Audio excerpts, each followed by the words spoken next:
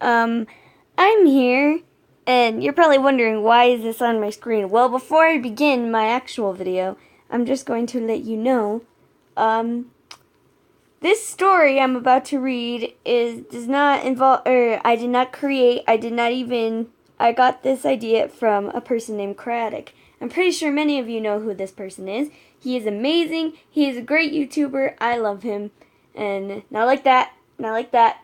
Get your head straight. I'm sorry. But he's a good YouTuber, and he came up with it, or he didn't come up with it, I don't think.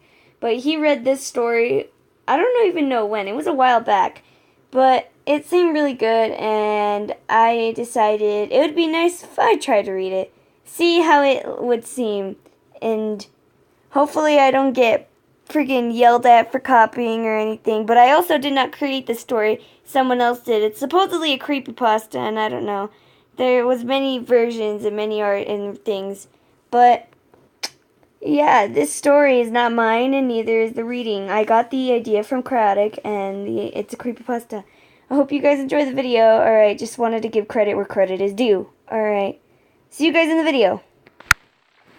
Okay, again, before I start the video, I figured out who wrote it. Well, oh no, disappeared. Okay, well, what I assume so. Who wrote "We Don't Talk About Sarah"? Or as far as I know, it was on Reddit, and his name is Belgium. I'm sorry, I can't pronounce things correctly, but I'll try to leave a link down if I can. I'll just see what I can do. All right, starting now, I'm going to actually start the reading. We don't talk about Sarah. I always wanted a little sister. I would always beg my parents, please, please, and they'd roll their eyes and tell me that it wasn't as simple as I thought. That didn't stop me from talking about it every chance I got, though. When they brought Sarah home, it was the happiest day of my life. She was so cute. I couldn't wait to share my toys with her. I started going through them, deciding which ones were hers and which one were mine.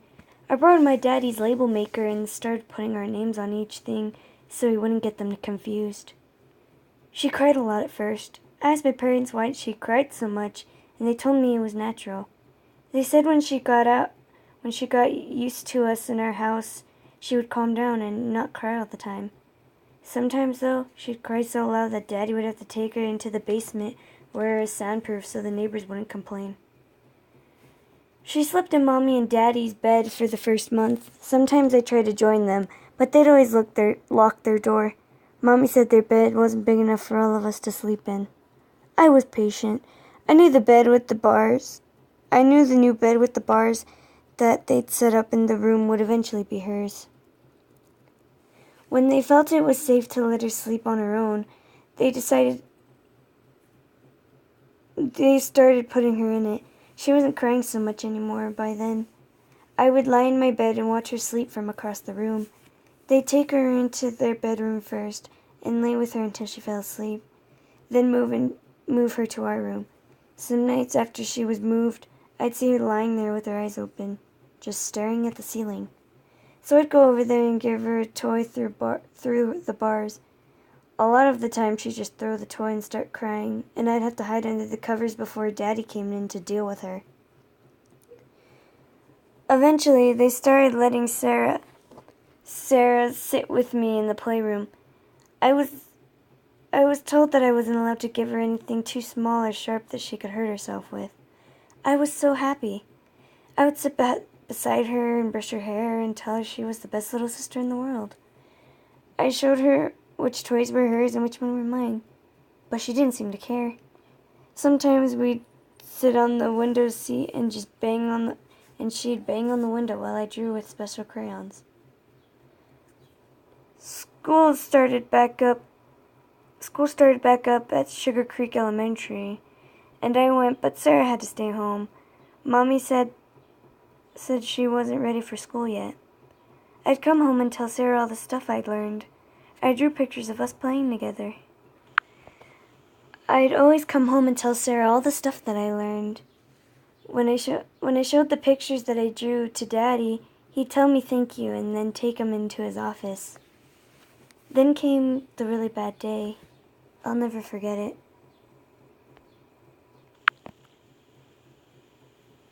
I came home from school and Mommy was just sitting at the table smoking. She looked real sad. I went to play with Sarah but couldn't find her. When I went to ask Mommy where she was, she started crying. I asked her what was wrong and she said that Sarah was gone. I didn't understand totally, but I started crying too and I told her, "We need to find her." She just shook her head and said she was gone, somewhere we couldn't go. Daddy took her bed apart. He threw away all my drawings with her in them. He took my name tags off all the toys. Sometimes I'd find one he missed and it'd make me cry. I started by collecting them and hiding them, but he found where I hid them one day by accident and got really mad. We weren't allowed to talk about her. It was like she never existed. I didn't think it was fair. I told Mommy that Daddy was mean for not was mean to make us not talk about Sarah. But she said I saw Sarah. But she said it was better that way and I would understand when I was older. I saw Sarah again.